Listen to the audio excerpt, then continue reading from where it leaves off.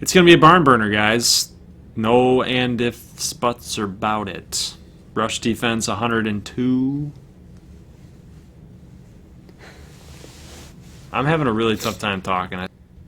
What is going on, guys? Welcome to week number 9 of our Big 12 Team Builder Dynasty. This is the preview for week number 9. And you guys can see that we are going to be covering Odessa State first. And they have a ton of people coming to visit for this rivalry game against Midland State. Yeah, big-time rivals. They hate each other. And they want them to see the campus at their most spirited, I think, is what the idea is. So, big deal there. Paris Austin, Odessa State has moved into second place. ACU is going to be in first there. Jason Kelly, that safety that we like a lot, 4 stars. Odessa's in the lead. Doug Williams out of Wyoming in the lead there. Tony Barnes in the lead. Matt Russell, we just recently picked that lock, so to speak. And we're back in play for Russell. Jimmy Brown out of Texarkana. So recruiting, again, very solid results here. And especially with this visit coming up, especially if they win, that would be big. We're going to look here, see if we can... I'm going to open that door. I got 1 use left, though. Do I do it? That's a tough call. It just depends on how close you guys are with other recruits from, losing some of those people. Yeah, I think they're so desperate for offensive linemen. I think we're gonna do it.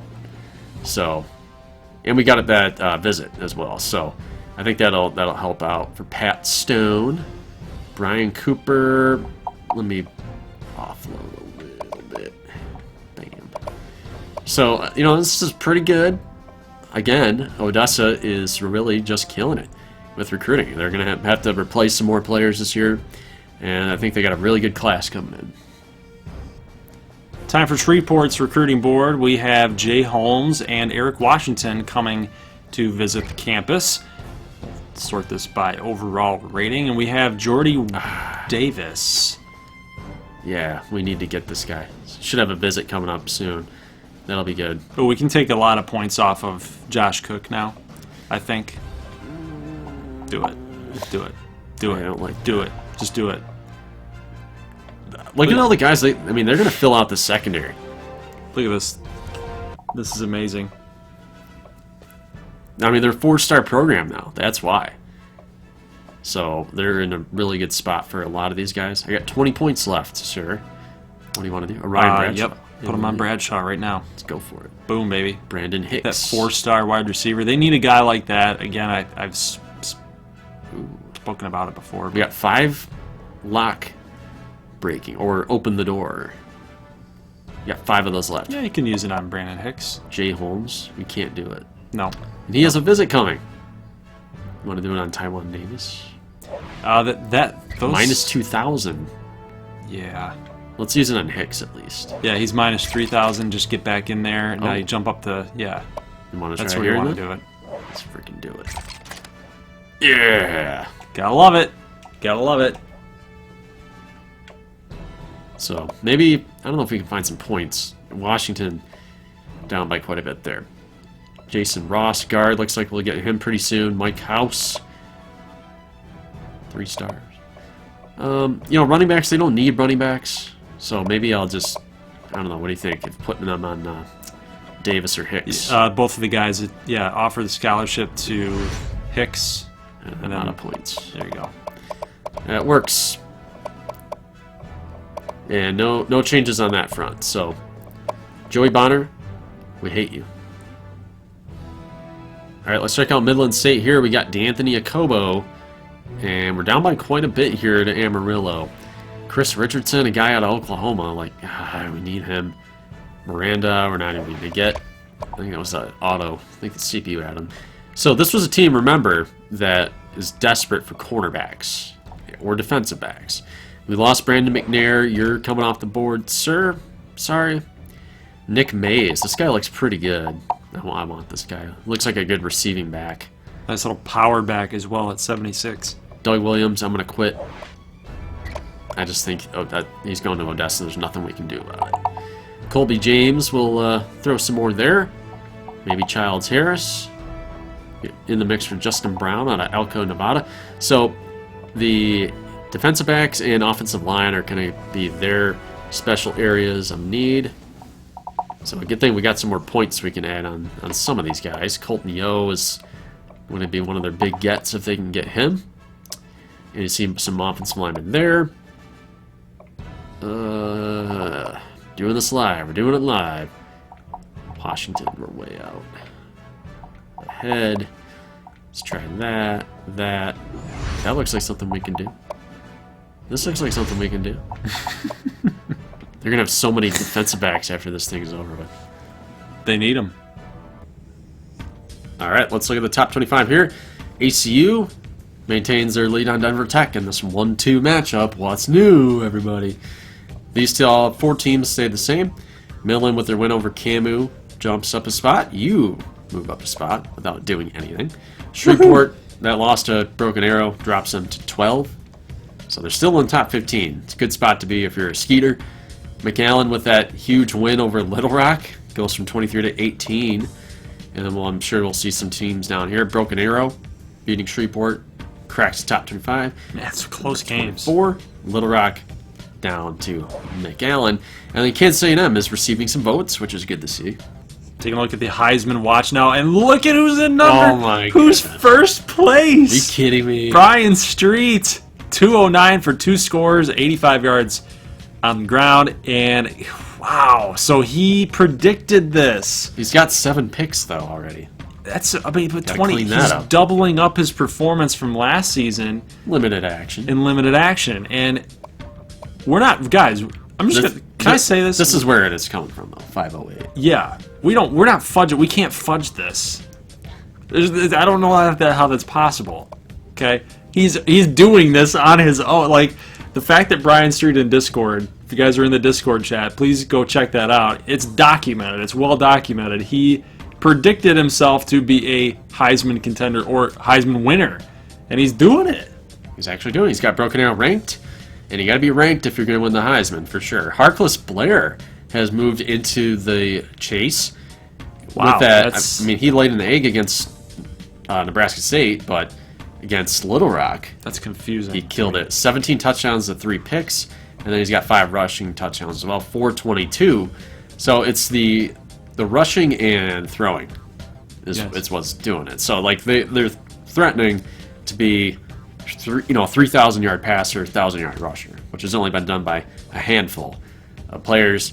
Claudio Keller only scored 1 touchdown against Camu and failed to hit 100 yards. So he's got some ground to pick up on these quarterbacks who are lighting it up. Right, week 8 here, we see players of the week. Obviously, a lot of counting stats can get accrued in a quadruple. I even forgot how many overtimes there were in that. Don't even ask me.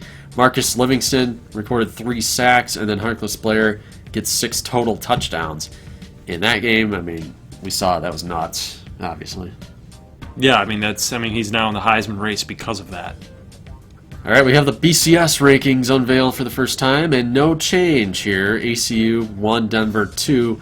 I was thinking it might be a little interesting to see if Denver could leapfrog ACU, but I think the strength of those early wins against Missouri, Washington's probably helping them out.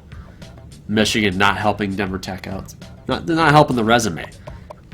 Then Midland at 7, Ardmore 8, so pretty much the same there in the BCS. You never know when it might be a little bit different. So Shreveport at 12. This is the first time we've seen these, so it's just interesting to look at. Do you think ACU, who do you think would get ahead? Between ACU and Denver Tech? As the year wears on. That's a tough. That's a really tough question. A good question because you have issues at quarterback, right? Both defenses are extremely good. They're playing extremely well. I don't know. Makovich being hurt, Vi just kind of being that off and on. I'm saying if they keep winning, who's going to have the edge? I guess it won't really matter because if they keep winning, they're going to knock each other out in the conference title game. That's what I'm saying. Is that at this point, I'm looking at trying to see like what players could affect a potential loss down the road. Yeah. Because looking at this 6-0 teams, it doesn't look like they're losing anytime soon. Now, Unless... if Ardmore beats Denver Tech or ACU. Yeah. things could get a little sticky. All right, conference standing time. You got a little bit of motion here. Denver still in front, though. Midland goes up to 2-1. And then you see Camu down here. Camu, this is not the company they want to keep. Nope. It's Amarillo and Odessa State. I don't have an answer for what's happening to them. I really don't. They've had two really close losses that could have gone either way. So maybe just some tough breaks. But you see the East is still wide open. You're down here at 1-1. But a couple, these teams all have losses except for ACU. Yeah, we're still within striking distance. We just got to take care of business next week and this week. Every week. I was telling guys in the comment section about this is that with the way that this Big 12 works, you can't have any hiccups. If you have a hiccup, you just basically put yourself out of the mix. Yeah. All right, let's check out week 9 here. Got a couple interesting games, especially this one here, a Thursday night game. So this game definitely looking like we're going to have a lot of passing offense here. You see Midland at 9, Odessa at 6. So, and they got all those visits coming to town. They got everybody on the recruiting board is on their way for this huge matchup. Odessa, the season's on the line. Can they actually do it? Two teams that hate each other, big-time rivals, so it's very interesting that they wanted to bring all those recruits over for this game. Yeah. Basically, what they're trying to say is, look at the passion of the fans, look at the passion of the alumni, look at the passion of the players. They want to get all these recruits hyped up for this event. It's an event. Right. It's not a game. It's an event. In the last 2 years, Odessa hasn't been the most competitive. This year, they're not either. But there's just a better feeling around campus, I think, especially with all the recruits on visit. I don't think it's going to be enough, though. I can't see them beating Midland, just their offense. And their defense is too strong, I think. I want to go with the upset. I want to, really bad, but I'm not going to do it either. Number 7 team in the nation, guys. Pass offense, number 9. But it's the defense for me. Number 10 in rush, 104 in pass. Wow. 104 in pass, and then Odessa loves the pass. Gives them an opening. I can't do it. It's a tough one. It shouldn't be a tough one, but for me it is. I might be overanalyzing it. I'm gonna go with Midland. 2 of my babies, Amarillo against Kansas A&M. I don't think this one is there shouldn't be any question about this one. It's Kansas A&M all the way. I know that Amarillo can score. But I know that Kansas A&M plays a little bit more better defense. I mean, we already can see it. Number 5 in rush. Number 102 against the pass. But look at the total defense. That's the biggest thing for me. 342 compared to 425. Yeah. Not even close. Amarillo's defense is terrible. I think Camu's going to bounce back. It's going to be a little bit rocky, I think. But just getting that first win, I think will set them up better down the stretch. I think they're psychologically reeling a little bit. I think they'll be all right, though. Tough game. Broken Arrow against McAllen. I'm at a loss. I am, too. I don't know what's going to happen. This is a total coin flip for me. Might as well just flip a coin. Bryant Street's on the road now. Broken Arrow's on the road. They got the best passing offense in the country, though, against McAllen. And, McAllen played so well last week offensively that it's going to be hard. I'll take McAllen. Harkless Blair was in the Heisman watch. Yeah. We got a Heisman showdown here, folks. This is tough, guys. This is really tough. I will go with... I'm going to go with Broken Arrow. I'm going to go with Broken Arrow on this one. It's kind of an upset. I know that the rankings would indicate, it would be an upset. I got to go with Broken Arrow. For no other reason other than the offense. Believe in Street. Yes. Little Rock and Shreveport. Again, 2 of my babies. What's up with my 2 of my babies playing each other all the time? Shreveport 6-1 against 4-3 Little Rock. So the question now becomes, does Cinderella story end? Is it ending? It started to end last week, yeah. So I think Little Rock got to be feeling pretty good, even though they lost their last 2. I mean, that's got to be hard, but, man. It does. It's a really mixed bag of results. Coming back from that overtime loss, though, is going to be really hard. And they're going at the Shreve. You don't pick against the Skeeters in the Shreve, though. So I'm going to take Shreveport. I am going to go against Shreveport. I'm going to do it. I'm going to go against Shreveport. I think that the wheels are starting to fall off a little bit now. Even if it's at the Shreve, I know what I'm getting myself into here. If Shreveport wins, people are going to be calling for my head if this pick is wrong. But basically, my rationale behind this is, guys, Gunnar Rivers in the offense. Okay? Number 4 in passing offense. Number 4. Yeah. Take Little Rock. You got a tough test here, man. Number 1 team in the nation, and you are going on the road. Don't get smoked. That's really the only goal right now. We just need to hold our own. I mean, look at ACU's defense. They're giving up some yardage, but I mean, overall, the points per game is ridiculous. Right. I mean, that's so insanely good. That's Baltimore Ravens-esque defense. Amarillo has had the most success against them with 24 points. And you see us, I mean, we are schizo offensively and defensively. I'd say defense has actually been really consistent this year. And it's got a little bit to do with just we play kind of conservatively on offense. So we do chew up the clock quite a bit. I bet you if you looked at our defensive efficiency rankings, it wouldn't be as high, basically. As like we don't have the 4th best defense in the country. But we give up a lot of points. Yeah. Right. Well, actually, no, but it has a mixture to do with competition and then ball control, I think, is why our yards per game is so low. I'm going to take ACU, though. It's none of this that we're talking about. It's not going to matter. ACU. Yeah. No questions here for me. If you believe in the Prairie Dogs, please tell me why. And go to your nearest psychologist. It's ACU all the way. Number 1 team in the nation, baby. And finally, the next game, Ardmore against Denver Tech, number 8 against number 2. This game should be a good one, despite what the arrows are telling you is that it's all leaning towards Denver Tech. And I know that we're going on the road here. So even more so, the arrow would be pointing towards Denver Tech. But look who's Kirk is taking here. Oh, Kirk is going Ardmore. He's taking Ardmore. Interesting. I don't know where this game's going to head, guys. Like, we're going to have to... I mean, we're still going up against Blaine Beverly, okay? It's not Alex Makovich. It's Blaine Beverly. We can stop that, I feel like. We can stop that doofus from running around all over the place and doing what he's been able to do. They're not going to ask him to do everything. Right. So that'll help. They're going to play into your wheelhouse, which is the run. I'm going to take Denver, though, just because they're at home. And Beverly's that kind of guy that gets on your nerves. It tends to throw you off sometimes when you play people that get on your nerves. You don't play your brand of football. That's very true. You get mad. Yeah. I don't know how to respond to that, because now you're telling everybody. Well, you have to pick yourself. Who I am. Yeah. No. I can't take myself in this. If I'm trying to lead you guys to my truthful analysis, I can't take myself here. Denver Tech has only lost twice, okay?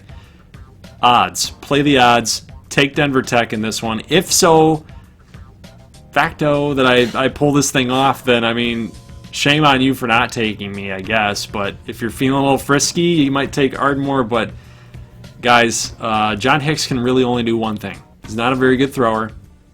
Uses his legs a little bit more often than not. Denver Tech boasts that insanely good defense. Number 7 total. You take Denver Tech. And, I mean, it's not as easy as just picking the human, because we play different slider sets.